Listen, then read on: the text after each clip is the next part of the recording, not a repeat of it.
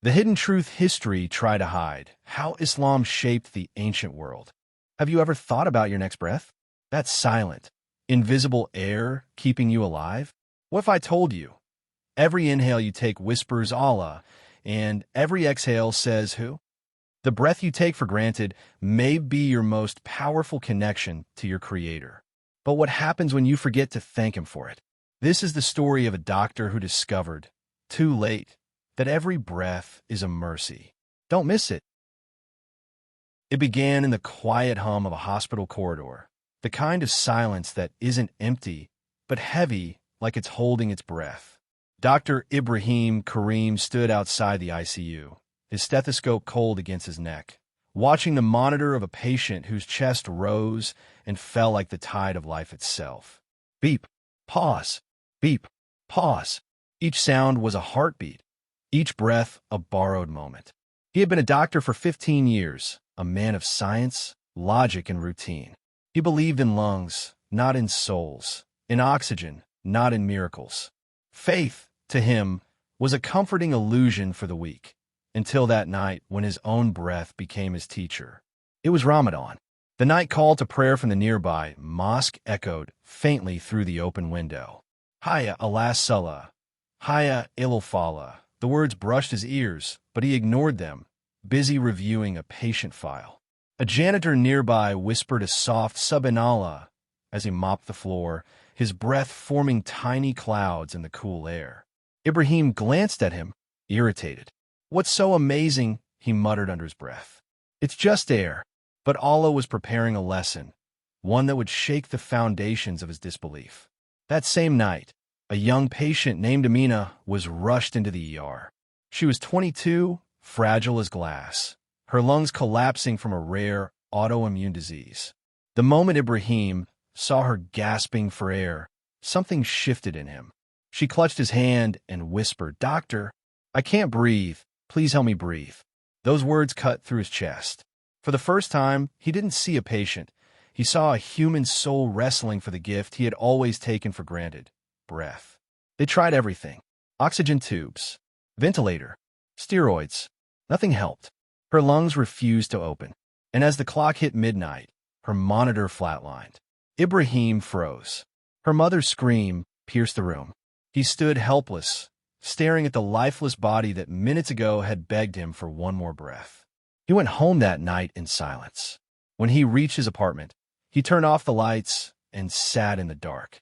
The hum of the air conditioner seemed too loud. The world felt suffocating. He took a deep breath and out, but suddenly his own chest tightened. A sharp pain stabbed through him. He gasped. The air wouldn't come. His vision blurred. He collapsed on the floor.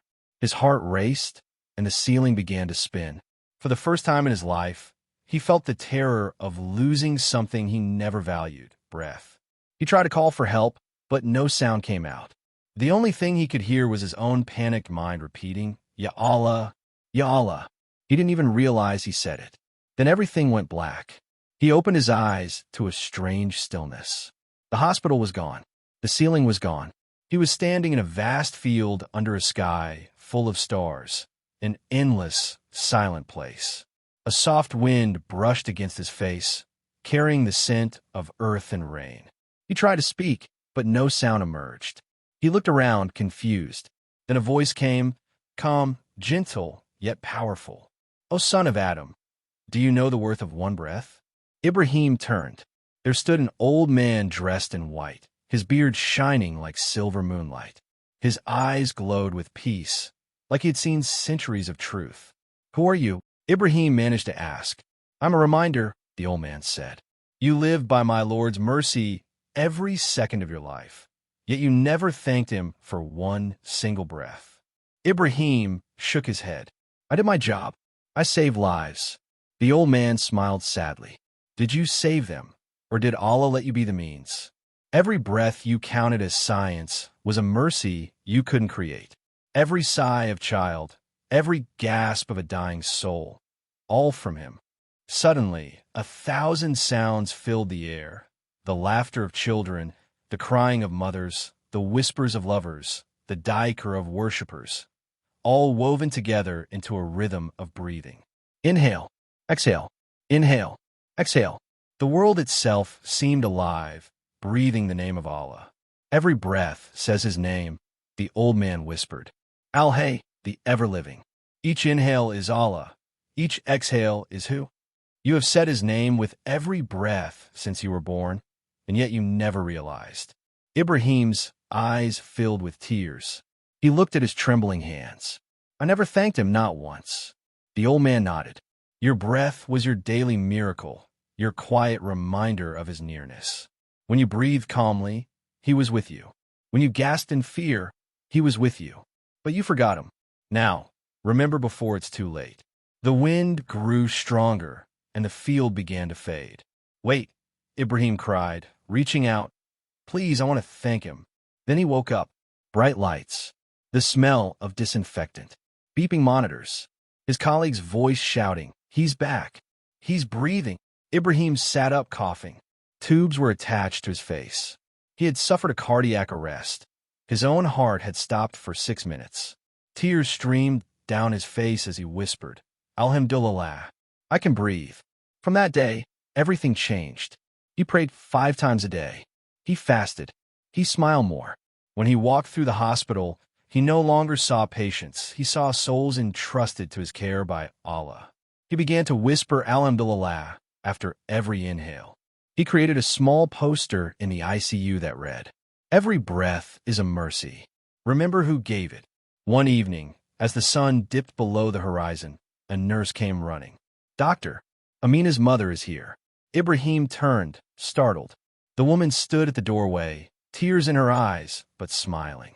Doctor, she said softly, my daughter, she passed peacefully that night, but her last words were, tell the doctor not to forget to breathe for Allah. He froze. His chest tightened again, but not from pain, from awe. He looked toward the window, where the adhan was rising once more. This time, he put his stethoscope down, raised his hands, and prayed. Each breath between the words felt sacred. That night, as he lay down, he whispered, Ya Allah, if every breath I take says your name, let every exhale be gratitude, and every inhale be remembrance. And as sleep took him, the rhythm of his breath whispered softly through the night, Allah, who? Allah, who? The next morning, the hospital staff found his bed empty, but on his desk lay his notebook open to one page. It read, Your breath is your last unnoticed miracle. Remember Allah before it remembers you. The janitor, the same man who had once said, Subhanallah, smiled as he read it. He looked out the window toward the sunrise and whispered, May Allah have mercy on his soul. Some say Dr. Ibrahim was buried with a calm smile on his face, as if he were still whispering Allah, who even in death. And his story lived on, reminding everyone who heard it that the air we breathe is not just oxygen. It is mercy. It is remembrance. It is life. Every time you sigh in exhaustion, whisper Subhanallah. Every time you breathe after fear, whisper Alhamdulillah. And when you exhale your last, may it be with La ilaha illallah.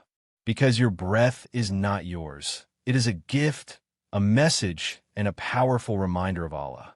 If this story touched your heart, take a deep breath right now and whisper Alhamdulillah.